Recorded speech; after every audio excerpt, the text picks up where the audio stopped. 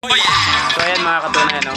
Kung nyo napapansin ngayon, yan po yung footage na galing po sa GMA Network. Na-picture pa lang ating video ng biyahe natin papuntang Zamboanga City. At ngayon, ay nandito na tayo sa Maynila.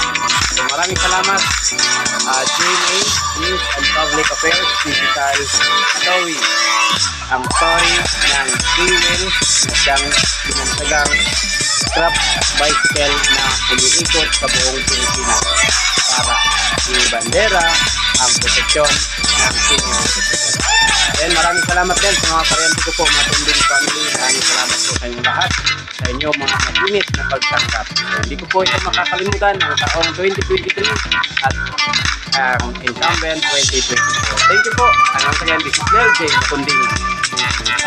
Yung mga depression ay parang napalitan ng good impact at knowledge na Salamat po. natutunan ko sa bawat lugar na napupuntahan.